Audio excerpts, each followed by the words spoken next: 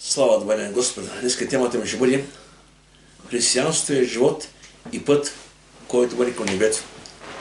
Ще кажа, християнството е живот и път, който води към небето. Религии много учители има, традиции много, ритуали много, но единствено християнството или вярата в Христос е която гарантира небето. И това каза Исус, сам Исус каза. И наши страни ще каза така. Исус каза, аз съм пътят, и истината, и живота, и никой не дохожда при Отца, освен чрез мене. Това каза, аз съм този, който и съм пътя, и истината, и живота, и само чрез мен човек може да е при Отец. После Ефесяния апостол Павел продължава същата тема, като каза така. Ефесяния 2:18 каза така, защото чрез него и едните другите имаме своя достъп при Отца в един дух. Това дума чрез Христос. Наистина, това е важно да го разберем, защото наистина много хора търсят смисъл на човешкия живот. За кой живее, какво да направя така, че да осмисля живота си, как живота не да ни по-леко и как наистина да има някаква надежда и за бъдещето. Така не, че живота стъпка в стъпка, човек остарява, побелява и започва да смисля. Добре, после когато свършиш на тази земя, дали ще има нещо повече. И много хора си правят различни концепции за прераждане и за други неща. И вярват в тях, защото искат нищо, искат това да продължи. Живота като цяло. Обаче живота продължава само тогава, когато човек приеме Христос. Без Христос няма алтернатива. Вижте, в Слово Божие самия Петър в Деяния 4 глава казва така: и няма друго име дадено, само да прочета стиха точно, чрез което да спасим. Няма друго име между човеците. Това е нашия Господ Христос. И само чрез него има спасение. Само чрез него има наистина надежда за хората. И така, вижте. И чрез никой друг няма спасение. Защото няма път небето друго име дадено между човеците, чрез които трябва да спасим. Това е наистина нашия Господ Христос. Сега, много пъти, когато говорим за християнство, и много християни, които казват, аз имам толкова голям кръст. Да, наистина, понякога определени нещата, които преживяваме, понякога символизират кръста като село. Това е място, така, което е на трудност, на изпитание. И всеки знае кой през кой преминава. Но има моменти, в които се нуждаем един от друг като християни. Има моменти, в които ние сами се борим срещу нещата в нашия живот.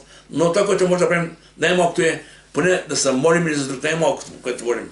Не винаги може да бъдем помощ на другия човек, но аз. Има неща, които човек сам трябва да се прибори в живота си. Но това, което може да правим ние, да се молим и за друг. Словото Божие Яков 5:16 така. Голяма сила има усърдната молитва на праведния. Така че виж, ако виж, после брата, нуждата, брат, наистина, някаква борба, най-малко, което може да се моли за него. Това е което и не само, но Словото Божие каже, че се молим за други да прибъдем един за друг в молитва. Не само когато сме заедно, и после когато човек остане сам, в молитва се моли за брата и сестра, ще казва, защо има моменти в живота ми, когато се моли за определени хора, без да знам какво става там. И после разбирам, че колко е било сериозно положението ми. Понякога Бог чрез духа дава наистина настроение към църквата, да може да и други се подкрепяме, да се чувстваме така съпричастни в като Христово семейство. Галатяни 6 глава, 9 казва така, да ни трябва да вършим добро, защото ако се не уморяваме, с време ще поженем.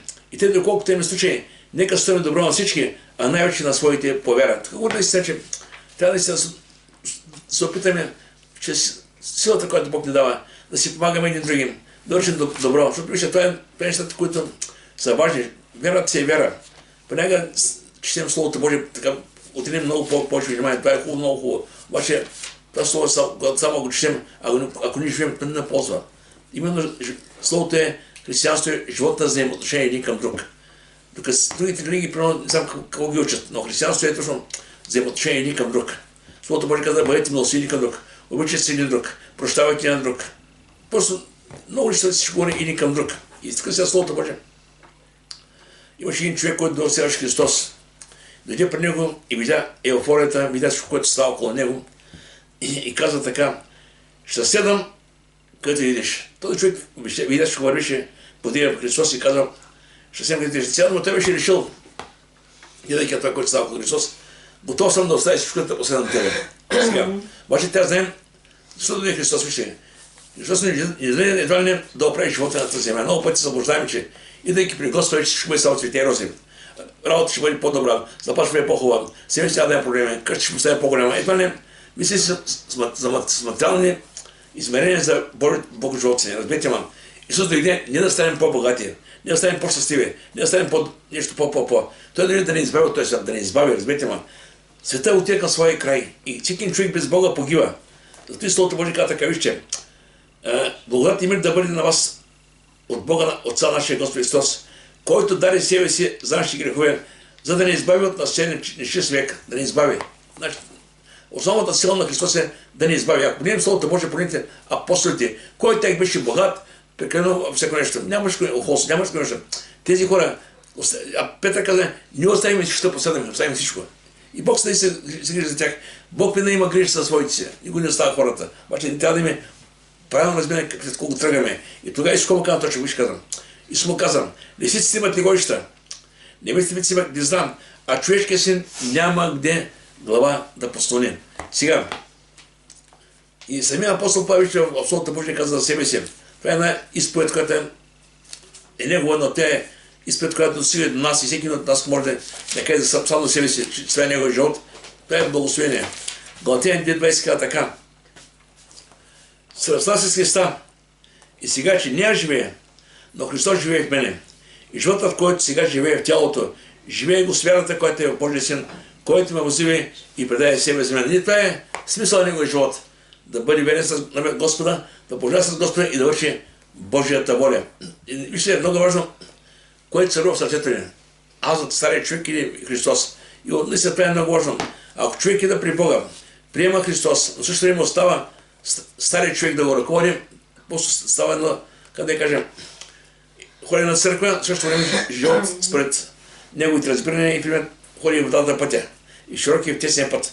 Обаче самия апостол Павел каза Словото Божие, Рима 6 глава. И тъй да не царува греха още смъртно тяло, да се покрепят негови щастие. Аз зад греха, това е страшно, това води човека там от този свят. Но човек сам избира. И така дава наистина дилемата пред човека, какво избира. И казва така, не знаете, че кому предават себе си, като послушни слуги се носи, кому се покоряват. И виждам, че Словото Божие казва, че сам човек сам предава себе си. Решава на кого да каже, да, желая да следвам. Било на греха, който докара смърт, и на послушанието, който докарва живот и правда. Ако са послушани към Бога, води към живот. Греха води към ада. Това е избора. И когато човек повярва в Господа, когато приеме Господа, вече има тенис и сърцето си, има мотивацията, има Бог чрез духа си, му дава така желание, вече да живее за небето. Знаете, много пъти в християнството идвали хора да питат, брат Вадим, сега какво да прави? Вера в Господа, какво да прави сега? Викам, че Словото Божие живее.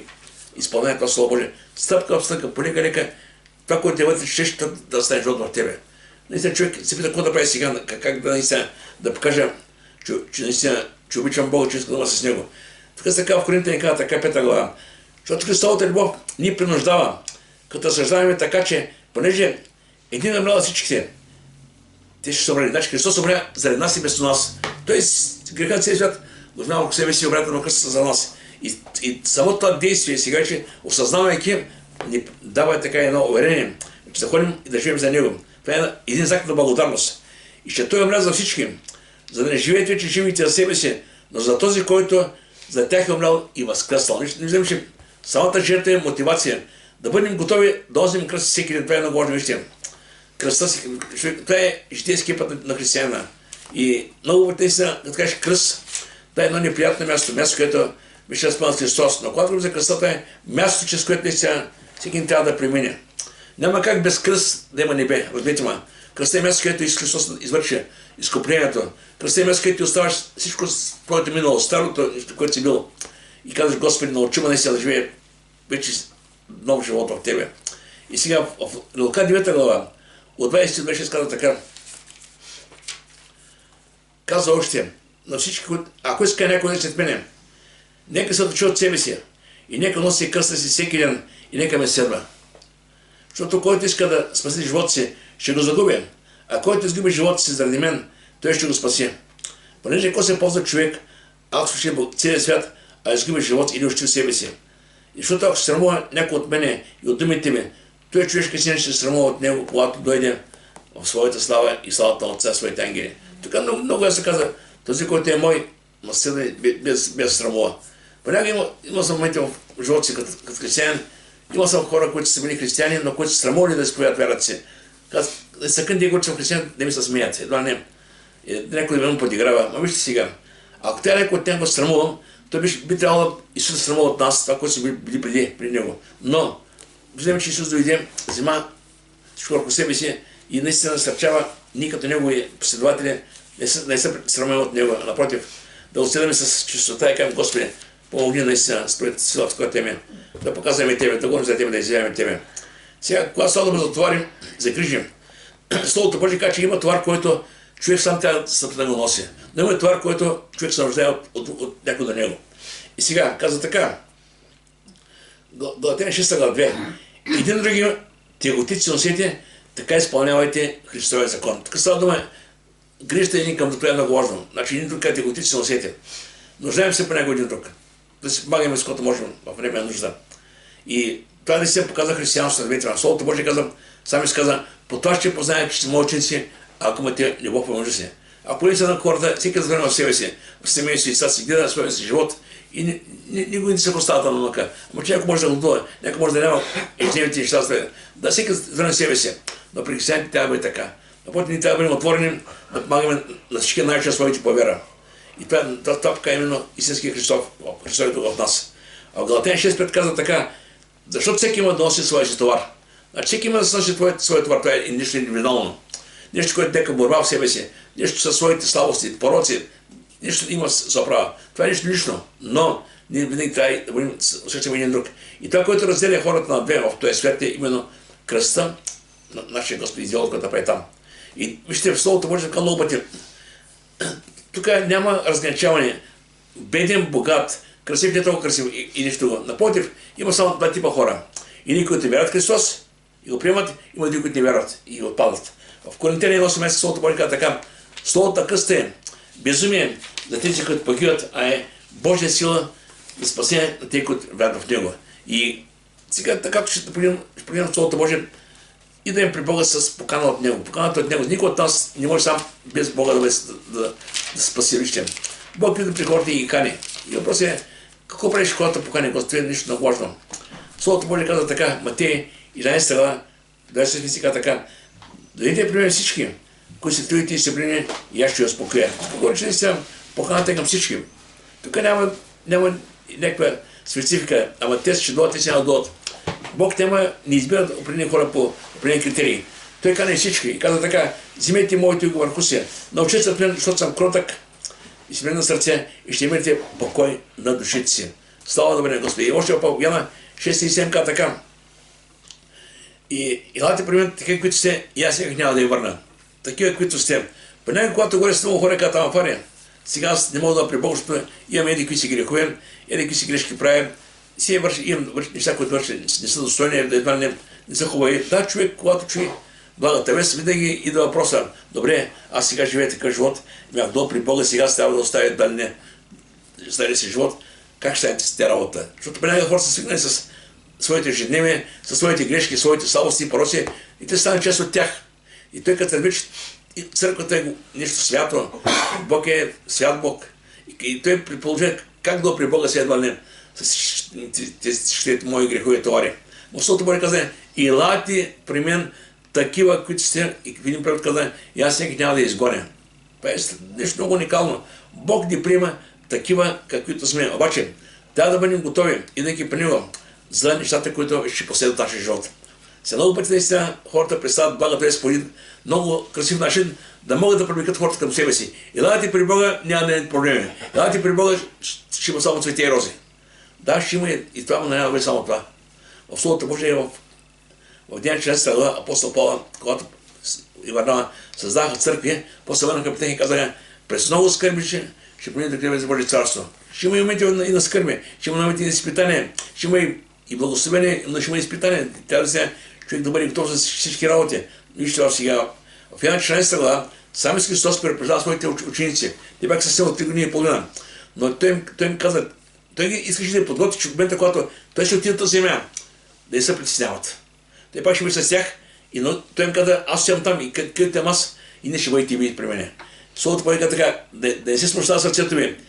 Ви вярвате в Бога, вярвайте в мене. Той каза, той знаеш, когато на кръста, разпънат, умрял, той знаеше, че те ще се мутят, ще разбягат. Всичко това, което преживяха, той го знаеше. И каза така, доволно от сами. И много биталище. Ако не беше така, аз ще да ви кажем, че отивам да приготвя място. И като отида да приготвя място, пак ще дойда. И ще взема през себе си течното, дето съм аз да бъдете и вие. Виждам колко ясно каза. Той отида да кръста, там изработи спасението. После се върна отново в небето. И сега в момента 2000 години в небето не може да си представите какво прави Бог за своите чеда. Но вижте Словото Божие в Тимотея пък тук апостол Павел много категоричен, когато става дума за християните, казва така. Но всички, които искат да живеят благочестиво в Христа Исуса, ще бъдат гонени. Тук не става дума да бъдат по улицата. Тук само понякога ще може да бъдат духовни, може да е физически. Винаги има противопоставяне между духа на този свят, между нас. Знаем, че князът той се стана. И нормално в този свят да има противоречие. Но, тук Словото Божие Исус каза, ако иска някой да се измени. Сега, но ти трябва да знаеш след кого тръгваш, да къде пътуваш, коя е последната спирка на твоя живот и наистина да бъдеш готов да преминеш този път с него. И призива е покана и всеки може да дойде, но и за никой няма извинение за жалост. Защото нали сега някой може да каже, аз искам да бъда там. Добре, има хора, които съзнателно отварят спасението. Съзнателно отварят Богата веста. Те съзнателно отварят живота. Това е което е нещо много важно. И някой си казва, сега съм искам да живея по един начин, като дойде време за да се отивам, тогава ще мисля, ама никой не знае кога ще отида от тази земя. Защото живота не е в твоята ръка. Словото Божие като Йов казва, че Бог е поставил граница на човешки живот, който не може да прескочи. Така че важно е в момента, когато Бог те посети, да каже Господи, дай да при тебе.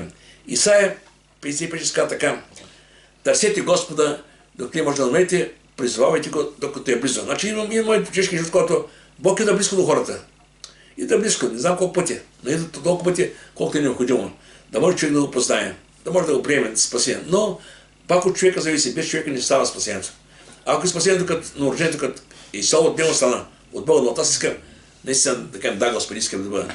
Той да се докъси и така става наистина новорождението. И тук дава няколко действия, няколко неща, които са важни. Нека се отрече от себе си. Това отречение е нещо важно, разбирам. Някой човек как може да отрече от живота си, от себе си. Сега тук става дума за истинско посвещение. Да кажеш, да, Господи, аз съм да бъда с Тебе. Научи ме, преминах през тази земя, да разбирам Твоята воля и да живея с нея, наистина да изпълням. Защото вижте сега, човек, когато е без Бога, и мисли и не мисли, живота е пред него, всем други мисли има.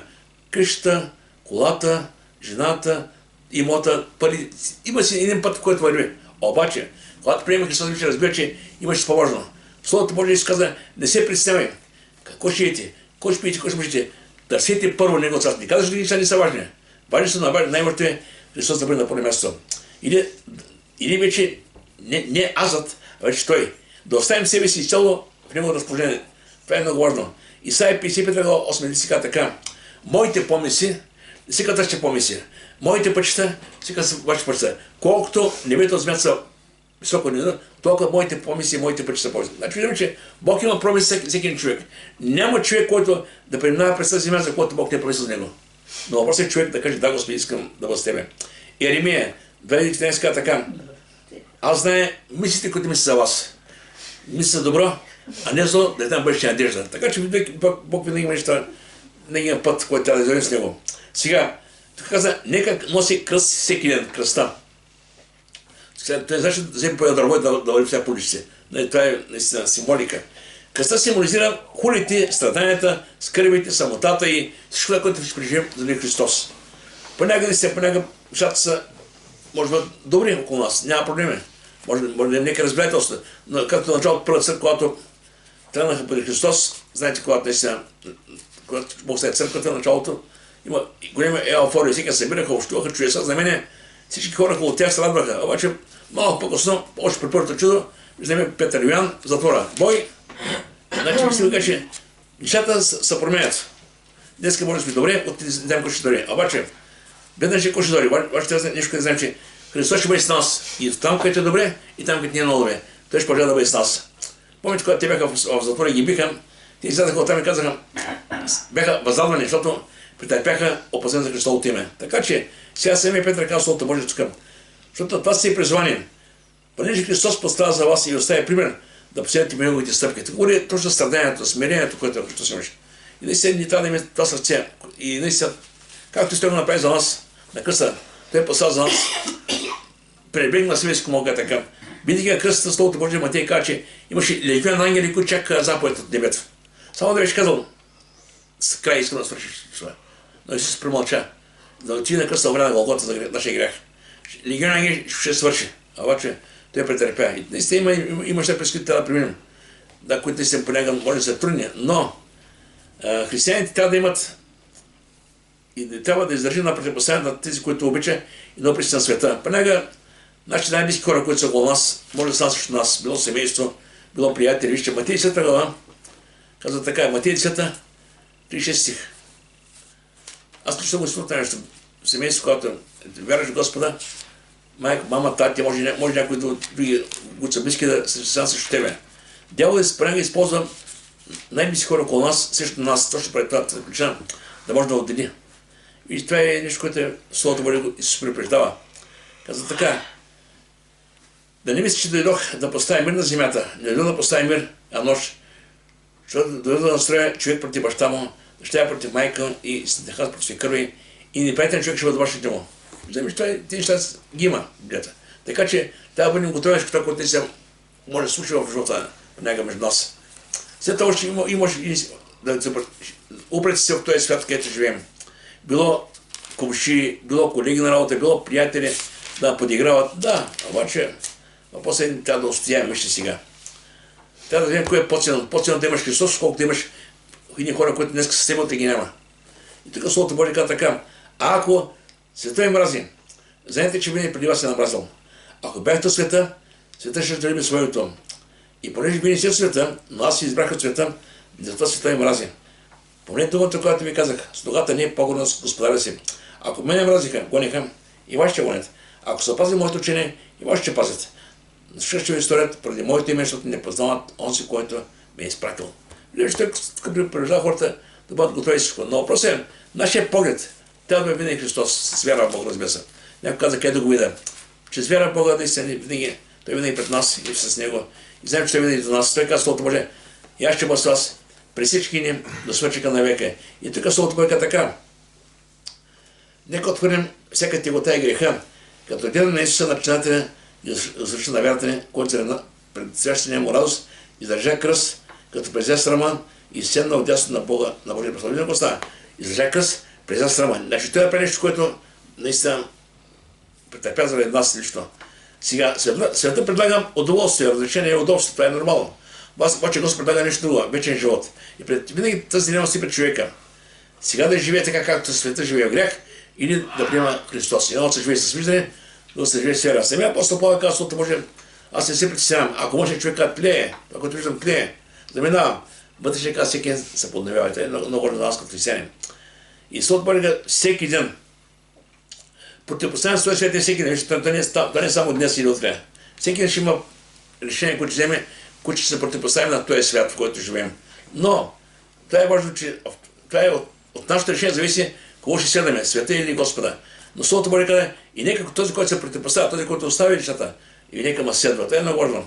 И нещо, което е важно, каза, защото всеки, който иска да спаси живота си, ще го загуби.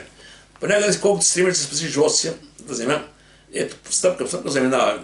Знаете, с много хора, които са в края на живота си, да скоро разгледа с един човек, на една сестра, съпруга и си отиваш от този свят.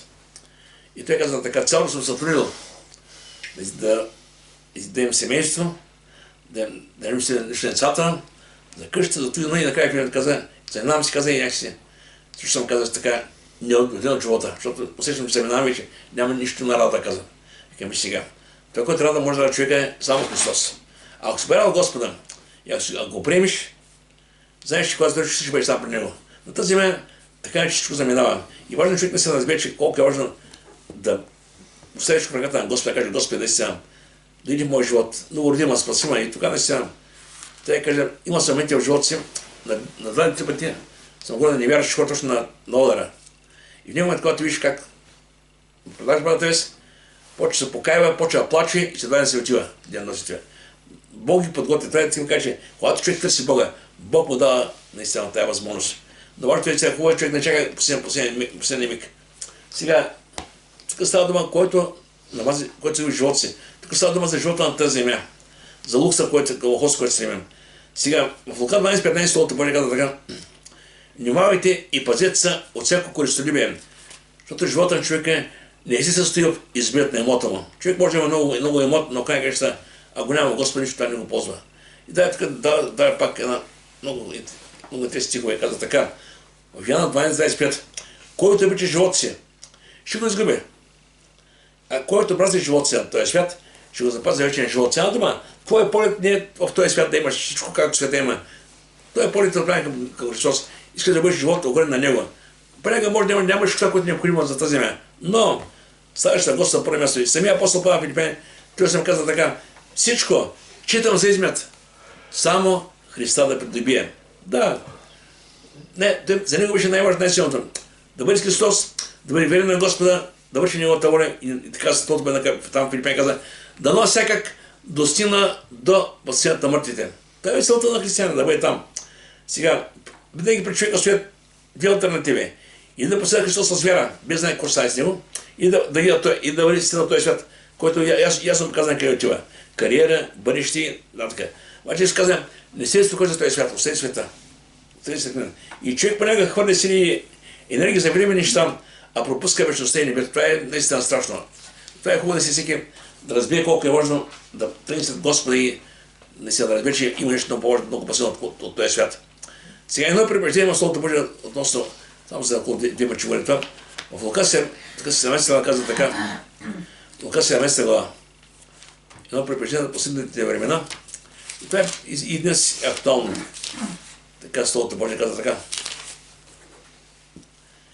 И как стана в Ноевите дни, така ще бъде дете на човешкия син.